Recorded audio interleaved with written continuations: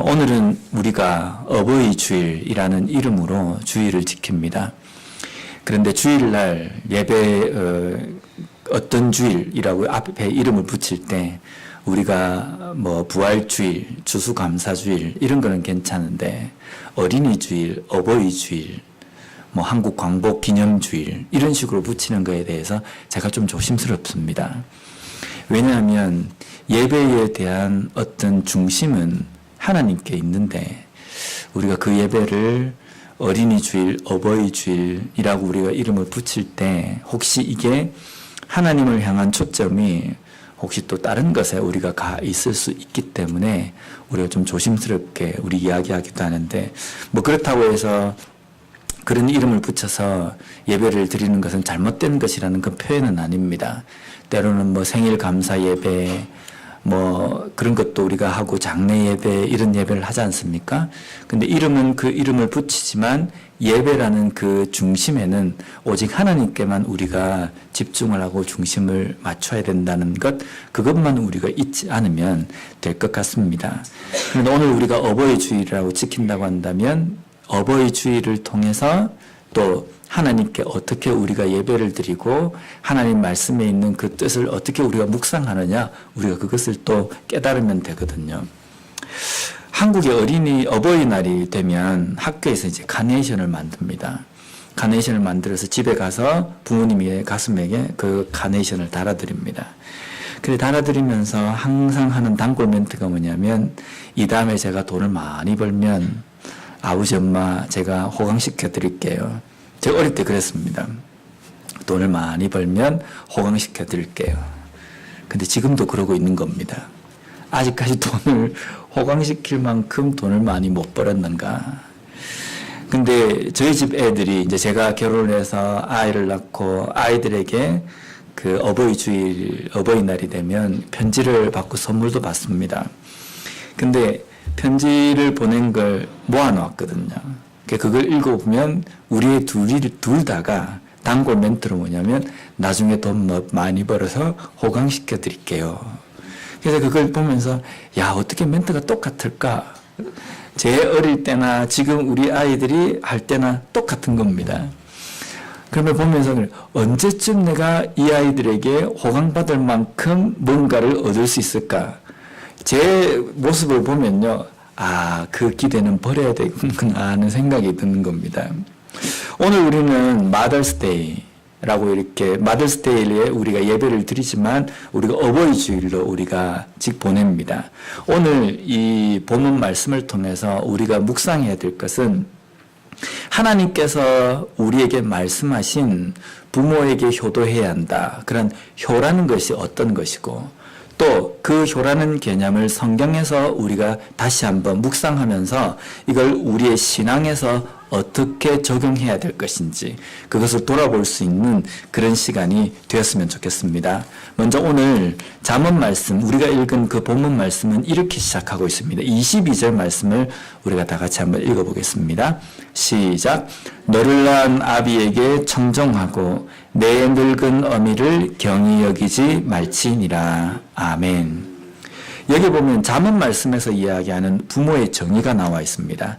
첫 번째 정의가 뭐냐면 나를 낳은 분이다 라는 겁니다. 나를 낳았다라는 것은 나에게 생명을 부여했다라는 겁니다. 근데 근본적으로 보면 우리에게 생명을 주신 분은 하나님이십니다.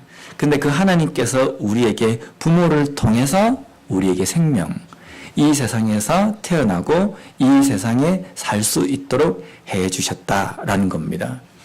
그렇다고 한다면 우리에게 생명을 주신 분이기 때문에 이것 하나만으로도 부모님은 충분히 공경을 받고 또 존경을 받아야 될 분이라는 겁니다. 그렇지 않습니까? 그런데 자식들 중에 그런 말을 하는 자식들이 있습니다. 부모의 마음에 가시를 박는 말인데요. 부모님이 나를 위해서 해준 게 뭐 있습니까? 저도 이거 많이 생각해 봤어요. 저도 어릴 때 부모님에게 이 말을 한 적이 있을까? 했으면 큰일 나는데. 왜냐하면 지금 만약에 제가 이 이야기를 듣는다고 한다면 제 마음에 못이 박히는 게 아니라 커다란 어떤 정이 그냥 쾅 하고 이렇게 박힐 것 같아요. 이것만큼 정말 섭섭한 말이 없는 것 같습니다. 이 말 뜻에 자식들이 이런 말을 하는 그 의미에 담겨 있는 말은 이러려면 나를 낳지 말지. 이거하고 똑같거든요. 그런 자식들에게 저는 이런 말을 해주고 싶어요. 야, 너를 낳아줬는데 부모가 한 일이 없어서 이러려면 왜 나를 낳아줬느냐, 왜 나에게 해준 게 없느냐라고 이야기한다고 한다면 너를 낳아주고 지금까지 키워줬으니까 지금부터는 너가 너의 부모를 책임지라. 이게 맞는 말이지 않습니까? 어릴 때 너를 책임져 줬으니까 이제는 나이가 들면 부모를 너가 책임져야 한다. 이렇게 이야기합니다. 근데 부모는 그 누구도 너희들이 나중에 내 늙으면 나를 꼭 책임져야 한다. 그렇게 말하시는 분이 없습니다. 오히려 더 못해주고 어떻게 하면 잘해줄까? 자식이 결혼해가 진짜 거의 할아버지가 되어 있는 그 상황에서도 부모가 살아있으면 그 자식에게 내가 뭔가를 해줄까라고 항상 생각하는 겁니다. 나는 좀 못 먹더라도, 나는 좀 못 입더라도 내가 자식을 위해서 내가 뭘 해줄 수 있을까? 이 생각을 하는 게 부모이지 않습니까? 나로 하여금 이 세상에 태어날 수 있도록 해주신 분이 부모이기 때문에 우리는 공경하고 존경해야 된다는 겁니다. 하나님은 우리의 아버지십니다. 왜 하나님이 우리의 아버지가 되십니까? 하나님께서 우리를 자녀로 삼아주셨기 때문입니다. 그렇다고 한다면 부모님이 나를 낳아주셨기 때문에 그 자체만으로도 존경받고 공경해야 될 이유가 된다고 한다면 하나님께서 우리를 자녀로 삼아주셨다는 그 사실 하나만으로도 우리는 하나님의 은혜에 감사하고 그 어떠한 것을 해주시지 않아도 우리는 아무 말을 할 수 없는 존재라는 것. 그런데 우리는 항상 기도할 때 보면 하나님 앞에 때를 많이 써요. 이거 해달라, 저거 해달라. 이거 안 해주면 하나님이 어떻게 그럴 수 있냐고. 근데 또 시간이 지나도 여전히 답이 없으면 내가 이러려고 교회 나온 줄 아냐고. 그러면서 교회를 안 나오기도 하고. 이런 우리의 모습을 보면 아버지에 대해, 부모에 대해서 우리가 당신이 나에게 해준 게 뭐가 있냐라고 생각하는 그 자식을 보면서 이런 배은망덕한 이라고 이야기한다고 한다면 우리 또한 하나님 앞에도 똑같은 이런 모습을 하고 있다는 겁니다. 하나님은 우리를 자녀 삼아주시고 새로운 생명을 우리에게 부여해 주셨기 때문에 그 자체만으로도 우리에게 더할 수 없는, 비교할 수 없는 은혜를 우리에게 주셨다는 것. 그것을 우리가 생각하고 그러한 태도를 가져야 된다는 겁니다. 또한 22절 말씀에 보면 어머니를 늙은 어머니라고 이렇게 표현되어 있습니다. 늙은 어머니라는 표현이 어떤 의미가 담겨 있습니까? 내 옆에 계신 부모님은 유한한 분이시다라는 겁니다. 언젠가는 늙고 언젠가는 내 곁에서 사라질 것이다라는 그 의미입니다. 우리가 이제 좀 철이 들어가지고 부모님에게 뭔가를 해주려고 딱 생각해보면 그제서야 그때 보면 어머니가 어느새 늙어 계세요. 어떤 때에는 옆에 계시지도 않는 겁니다. 실제 철이 들어서 부모님에게 효도를 하려고 하면 그 부모님이 내가 해드리는 그 효도를 받으실 수 없는 상황이 될 수도 있다는 겁니다. 가끔 여행지에 가면요, 노부모님을 모시고 여행 온 가족들이 있어요. 그 가족들을 보면 부모님을 모시고 왔는데 부모님이 너무 노쇠하셔가지고 옆에 가족들의 부축을 받으면서 관광지를 돌아다니시기도 하고 그것도 힘드셔가지고 휠체어를 타고 다니시기도 하고 어떤 부모님은 좀 계단을 오를 때는 못 오르니까 아들의 등에 업혀가지고 관광지를 가는 겁니다. 저는 그 모습을 볼 때마다 항상 그런 생각이 들어요. 그렇구나. 우리가 철이 들어서 부모님에게 맛있는 것 좀 해드리려고 그러면 이미 부모님은 늙으셔가지고 소화력이 떨어지셔가지고 맛있는 스테이크나 그런 것들을 드시지 못하고 죽을 겨우 드시는 그런 상황이 되어버려 있고 아주 멋있는 경관이 있는 그러한 관광지에 모시고 가려고 그래도 무릎 관절이 안 좋고 허리가 안 좋으셔가지고 제대로 그것을 구경하시지 못하고 어떤 때는 그냥 차 안에만 계시고 오래 차를 타고 다니시지 못해가지고 힘드시고 내가 철이 들어서 그렇게 하려고 하면 부모님은 그렇게 되어버리고 또 어떤 때는 내 곁에 계시지 않는구나 라는 생각이 드는 겁니다. 우리 한국에 송강정철이라는 분이 쓴 훈민가가 있습니다. 그 훈민가의 시조 내용에 보면 이렇게 기록되어 있습니다. 첫 번째 수에 보면 아마 다 들어보셨을 겁니다.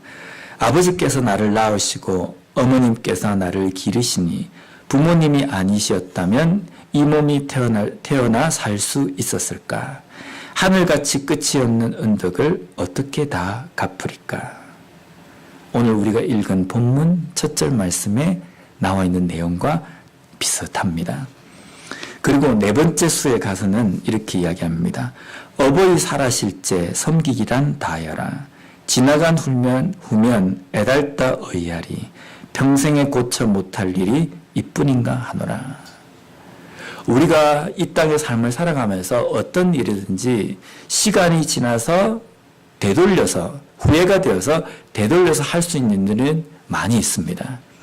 그런데 평생에 내가 다시 고쳐서 못할 일이 한 가지가 있는데 그게 뭐냐면 부모님이 살아계실 때 하지 못한 것, 효도를 제대로 하지 못한 것이 바로 그 중에 한 가지라는 겁니다. 오늘 잠언 말씀과 일맥상통합니다. 부모님은 유한하시기 때문에 우리 곁에 살아계시는 그 시간이 제한적이라는 겁니다.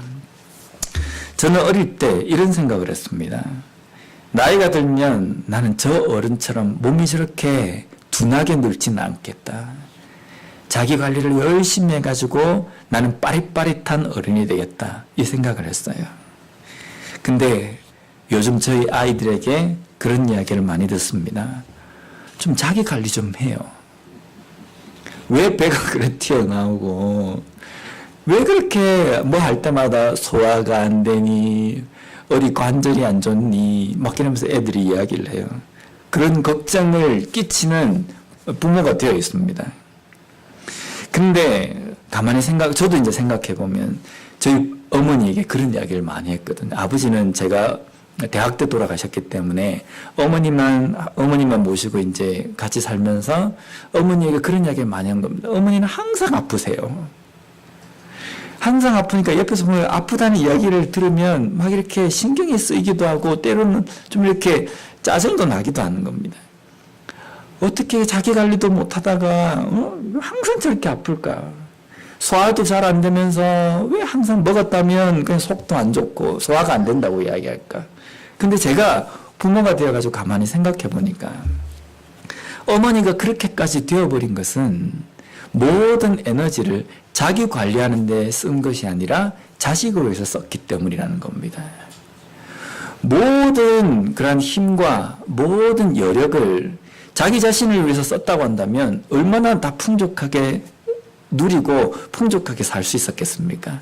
그런데 그것을 자식을 키우고 양육하는데 다 소진해버렸기 때문에 이제 늙어서 보니까 에너지도 없는 겁니다. 그래서 자식들이 어떻게 자기 관리를 못했을까? 그런 이야기를 하면 안 된다는 겁니다. 우리의 부모님들은 늙기 때문에 그 늙은 부모님을 경히 여겨서는 안 된다. 여기 경히 여기다라는 이 단어가 쓰여져 있는데 이것은 히브리어로 타부즈라는 뜻입니다. 이것은 경멸하다, 멸시하다라는 뜻입니다. 부모가 늙었을 때에 늙은 부모를 멸시하거나 경멸하지 말라라는 이 뜻입니다. 그런데 이 절에 있는 말씀만 봐서는 늙은 부모는 경멸하거나 멸시하면 안 된다 이것으로 보는데 이 잠언 말씀 앞쪽에 있는 내용들을 쭉 연결해서 살펴보면 이런 뜻입니다. 너희들이 어릴 때에 부모가 이야기하는 그 말씀을 명심해서 듣고 말을 잘 듣는다. 그런데 너희들도 부모가 늙는 동안에 너희들도 나이가 들어서 성장하고 어른이 된다. 그런데 어른이 되면 어떻게 됩니까? 나이 든 부모의 말을 안 들으려고 합니다. 머리가 자랐기 때문에 아이고 내가 부모님이 그렇게 이야기하시지 않아도 내 일 내 알아서 합니다. 이런 이야기를 하잖아요. 그죠? 근데 그러면서 부모의 말을 듣지 않는다는 겁니다. 그런데 잠언 말씀해 보면 자식, 아들아 하나님의 그 뜻대로 하나님의 사람으로 살기 위해서는 너희들이 이렇게 살아야 한다. 그래서 어릴 때 이야기할 때는 잘 듣습니다. 그런데 부모가 늙어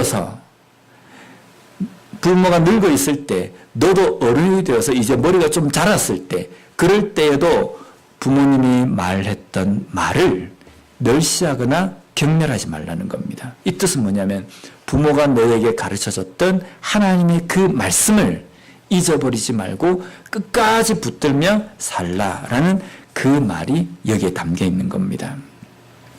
우리가 하나님의 말씀을 어릴 때에는 잘 듣습니다. 제가 주일학교 때 유치 유압으로 맡은 적이 있습니다.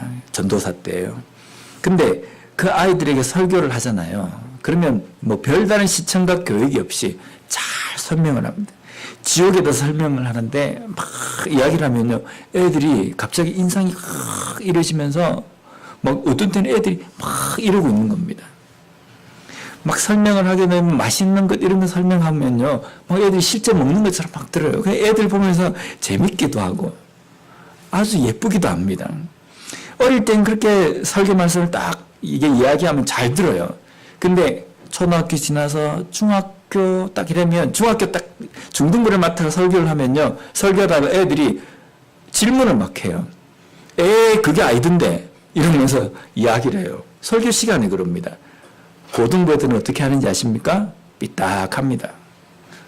설교 시간에 이야기하면 딱 보면 애들이 거의 다 별로 그렇게 시큰 눈에 천국에 대해서 이야기를 해도 부활에 대해서 이야기해도 그냥 이러고 있습니다. 자기 머리에 이해가 안 된다는 겁니다.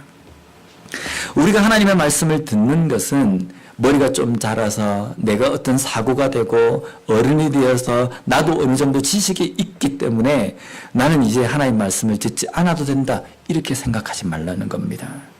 우리가 하나님의 말씀을 들을 때에 그 하나님의 말씀은 나의 아버지 말씀입니다. 그 하나님의 말씀을 들을 때에 어린아이가 하나님의 말씀을 모든 100% 그것을 쭉쭉 빨아들이듯이 우리가 나이가 들어서 어른이 되었다 할지라도 하나님의 말씀 앞에서는 어린아이처럼 받아들이라는 겁니다. 근데 우리 교회 안에서 신앙생활 하다 보면 그러지 않을 때가 많아요.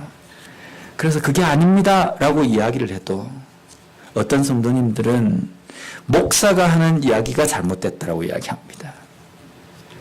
그거 성경에서 말씀하시는 거 아니에요. 그러면 안 돼요 라고 이야기를 해도 목사가 틀렸다는 겁니다. 근데 우리는 결코 하나님 말씀 앞에서 교만해서는 안 된다는 겁니다. 겸손하게 어린아이가 하나님의 말씀을 받듯이 그 말씀을 받는 그러한 자세가 되어야 된다는 겁니다. 그리고 23절 말씀을 우리가 한번 다 같이 보도록 하겠습니다. 시작. 진리를 사되 팔지는 말며 지혜와 훈계와 명철도 그리할지니라. 아멘. 여기 보면 지혜, 진리, 훈계, 명철 이렇게 나와 있는데 이것은 잠언 말씀에서 하나님의 말씀을 가르치는 또 다른 표현입니다. 하나님의 말씀을 사되 팔지는 말라라는 겁니다. 하나님의 말씀을 사는 것은 우리가 이해가 되지 않습니까? 하나님 말씀을 산다는 것은 하나님 말씀을 열심히 배우고 깨닫고 내 마음 가운데 새기는 겁니다. 근데 하나님 말씀을 판다는 것은 어떤 뜻이겠습니까? 하나님의 말씀을 다른 것과 바꿔먹지 말라는 겁니다. 자존심과 바꿔먹고 내 눈앞에 보이는 물질적인 이익과 바꿔먹고 내 명예와 바꿔먹고 내 인생이 잘 되는 것과 하나님의 말씀을 바꿔먹지 말라는 겁니다. 만약에 우리가 지금 이 자리에서 성경 시험을 친다고 한다면 한 몇 점 정도 나오시겠습니까? 저도 좀 궁금합니다. 저도 신학교를 졸업한 지 이제 꽤 오래됐고 계속 설교하면서 말씀을 보지만 하나님의 말씀을 얼마나 내가 알고 있을까? 우리 언제 한번 치러볼까요? 성경고사를? 아마 그때 추석이 더 떨어질 것 같아요. 하나님의 말씀을 안다는 것, 이거 중요합니다. 성경을 우리가 안다는 것은 중요합니다. 왜냐하면 하나님께서 그리스도인이 어떻게 살아야 하는지에 대해서, 하나님의 뜻이 무엇인지에 대해서 이 성경에 다 기록해 놓으셨기 때문입니다. 아마 성경시험 이러면 이런 말을 하시는 분도 있을 겁니다. 성경을 아는 것과 우리의 신앙과는 별개입니다. 라고 이야기할 겁니다.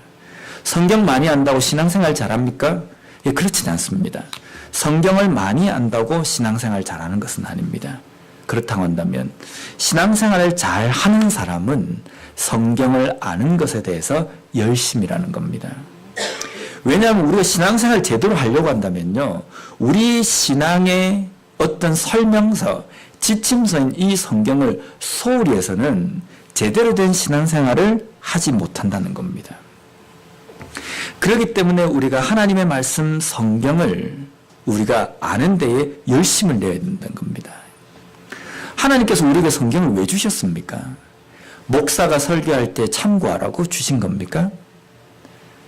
만약에 우리가 일주일 동안 성경 한 번도 보지도 않고, 나는 어릴 때부터 신앙생활 했기 때문에 성경에 대해서 어지간히 알고 있다, 이런 생각으로 신앙생활을 한다고 한다면요, 유대교인들하고 비슷합니다. 예수님 당시에 유대교 사람들은 어떻게 신앙생활을 했습니까? 하나님의 말씀인 율법을 이 성전에만 보관하고 있었습니다. 그리고 그들이 하나님의 말씀을 들으려고 할 때는 어떻게 합니까? 성전에 나와서 들을 수 있는 겁니다. 이 사람들이 그렇게 신앙생활 해가지고 신앙생활 잘 했습니까? 아니죠. 그들의 손으로 예수님을 죽였습니다. 신앙생활을 잘 한 게 아니라는 겁니다. 하나님의 말씀을 성전에 나와서만 듣는 그런 신앙, 그런 신앙은 얼마나 위험한 신앙이냐면요, 손으로 하나님을 죽이는 그 자리까지 갈 수 있다는 겁니다. 우리의 신앙생활에서 하나님 말씀이 얼마나 중요하냐면요, 하나님의 말씀대로, 하나님의 뜻대로 제대로 살아가기 위해서 결코 소홀히 해야지 말 것이 바로 이 하나님의 말씀 성경이라는 겁니다. 그런데 우리는 그 하나님의 말씀 성경을 얼마나 소중하게 생각합니까? 성경을 읽어야 합니다 라고 이야기하면 별로 그렇게 심각하게 생각하지 않아요. 성경 공부해야 합니다 라고 이야기하면, 아이고 그거는 그 어린 사람들이나 그냥 공부하는 거지, 우리는 알 만큼 다 안다, 이렇게 생각합니다. 성경은요, 우리가 어떻게 봐야 하냐면, 이게 노안이 와서 성경이 잘 안 보이면 글자가 큰 성경을 구해서라도 봐야 되고, 돋보기를 쓰고서라도 봐야 됩니다. 성경책만 펴면 잠이 온다. 그러면 커피를 그냥 한 사발을 그냥 들이켜가지고 잠을 쫓아서까지도 봐야 되는 게 이 성경입니다. 나는 도무지 시간이 안 난다. 그렇다면 절대로 제가 이 방법은 권장하지 않지만, 성경을 읽어주는 어떤 테이프를 틀어놓든지, 아니면 요즘 어플리케이션도 있습니다. 그 어플을 갖다가 틀어놓고 성경 말씀을 들으면서 일을 하든지, 어떻게 해서든지 이 진리의 말씀을 듣고 공부하고 깨닫는 데에 우리가 열심을 내야 된다는 겁니다. 그래야지만이 하나님의 말씀에 대해서 우리가 제대로 알고 어떤 길을 걸어가는 것이 제대로 사는 그리스도인인지 알고 걸어간다는 겁니다. 진리의 말씀을 내 바쁜 시간과 바꿔 먹어버리고, 진리의 말씀을 내 교만과 바꿔 버려가지고 하나님의 말씀을 아는데 소홀히 하는 그 모습은 결코 그리스도인으로서 바른 모습이 아니라는 겁니다. 아이가 부모의 말을 명심하고 마음에 새기고 꼭 붙들고 살아가듯이 하나님의 말씀을 그렇게 우리가 붙들며 살아가는 우리가 되었으면 좋겠습니다. 우리 24절 말씀을 우리 다 같이 한번 읽어보겠습니다. 시작. 의인의 아비는 크게 즐거울 것이요 지혜로운 자식을 낳은 자는 그로 말미암아 즐거울 것이니라. 아멘. 당연하지 않습니까? 자식을 낳았는데 자식이 좋은 직업을 갖고 있어요. 돈도 많이 벌어요. 어마어마한 큰 저택에 살고 있습니다. 그런데 그 자식의 가족에 들리는 소문은 맨날 부부싸움하고, 자식은 그 손자 손주들은 뻗나가고 항상 그 집에는 불화만 있다라는 이야기 들으면 편합니까? 돈을 많이 벌고 좋은 집에서 살고 좋은 직업을 갖고 있으면 뭐합니까? 그 자식의 삶이 평안하고 하나님의 말씀대로 살아가는 그 삶, 사회에서 손가락질 받지 않고 그렇게 살아가는 그 이야기만 들으면 비록 부자가 아니라 할지라도, 좋은 직업을 갖고 있지 않다 할지라도 부모로서 마음이 편한 겁니다. 그렇게 사는 삶이 부모의 기쁨이 된다는 겁니다. 우리 어릴 때는 우리 모두가 어릴 때는 부모에게 어떤 자식이었겠습니까? 나는 부모의 기쁨이 되었던 사람인지, 아니면 나는 부모의 걱정거리가 되는 자식이었는지 한번 돌아봤으면 좋겠습니다. 여기 보면 의인의 아비, 지혜로운 자식이라는 뜻은 하나님의 말씀을 붙들고 하나님의 말씀대로 살아가는 자식이라는 겁니다. 하나님 말씀대로 살아가는 삶은 부모에게 큰 즐거움이 되고, 하나님의 말씀대로 살아가는 자식은 부모에게 기쁨이 된다. 우리 또한 하나님 앞에 마찬가지입니다. 우리가 하나님의 기쁨이 되는 것은 어떤 때 하나님께서 우리를 기뻐하십니까? 당연하지 않습니까? 하나님의 말씀대로 살아가고 하나님의 말씀에서 떠나지 않는 삶을 살아갈 때 하나님은 우리를 기뻐하신다는 겁니다. 내가 신앙생활 한다고 내가 이야기를 하지만 항상 교인들과 싸우고 교인들과 불화가 있고 하나님의 말씀에서 떠나서 세상 가운데 손가락질 받는 삶을 살아갈 때 그것은 하나님의 기쁨이 되지 못한다는 겁니다. 우리가 하나님의 기쁨이 된다는 것은 하나님의 말씀대로 살아가고 하나님의 뜻을 온전히 붙들며 살아가는 삶이 될 때에 하나님의 기쁨이 된다는 겁니다. 하나님은 그런 삶을 기뻐하신다는 겁니다. 마지막으로 우리가 26절 말씀을 우리가 보겠습니다. 함께 읽겠습니다. 시작. 내 아들아, 내 마음을 내게 주며 내 눈으로 내 길을 즐거워할지어다. 아멘. 우리가 무슨 일을 하려고 할 때, 내가 저 일을 해야 되겠다라고 할 때 우리가 먼저 취하는 행동이 뭡니까? 우리의 시선을 그쪽으로 향하는 겁니다. 내가 나쁜 일을 하려고 할 때도 그 나쁜 일에 대해서 관찰을 잘 해야지만이 그 나쁜 일을 하잖아요. 행동을 하잖아요. 우리가 내 목표를 세우고 그 일을 할 때에는 우리의 시선이 먼저 거기에 가 있는 겁니다. 내 아들아, 너의 마음을 내게 주고 너의 눈을 내 길에 두라 라는 이 뜻은 어떤 뜻이냐면, 너의 눈을 너가 해야 할 그 행동, 그 길을 바라보는데 너가 하려고 하는 그 행동, 그 길이 하나님의 말씀이 되도록 하라. 너가 가려고 하는 그 방향이 하나님의 말씀의 방향이 되도록 하라는 겁니다. 눈을 하나님의 말씀에 두라는 겁니다. 세상에 두지 말라라는 겁니다. 우리의 눈이 어디에 가 있습니까? 내 눈은 항상 하나님의 말씀에 맞춰져 있는지 우리의 삶을 돌아봐야 된다는 겁니다. 하나님의 말씀에 마음과 눈길을 주고 그 사람은, 그러한 눈길을 주고 그 눈을 시선을 하나님의 말씀에 향해 있는 사람은 항상 하나님의 뜻 가운데에 어떻게 행해야 되는지 제대로 깨닫고 걸어가는 삶이 된다는 겁니다. 우리의 눈은 항상 하나님의 말씀에 가 있습니까? 항상 하나님의 말씀대로 살려고 내가 거기에 내 눈을 맞추며 살아가는 삶을 살아가고 있습니까? 그러려고 한다면 하나님의 말씀이 무엇을 말하고 있는지 그것을 우리가 깨달아야 됩니다. 그것을 위해서는 하나님의 말씀을 묵상하고 읽고 배우고 깨닫는 데에 열심을 내야 합니다. 마치 어린아이가 부모의 말을 명심하듯이 우리가 하나님의 말씀을 마음 가운데 새겨야 한다는 겁니다. 우리의 아버지신 하나님께서 우리에게 명령하신 그 말씀을 듣는 것이 부모에게 순종하는 그 삶처럼 하나님의 말씀을 순종하고 살아가는 삶이라는 겁니다. 이것이 이 땅에서 잘 사는 방법이고 이것이 이 땅에서 복을 받는 길이라는 겁니다. 그러한 삶을 살아가는 우리 모두가 되었으면 좋겠습니다. 기도하겠습니다.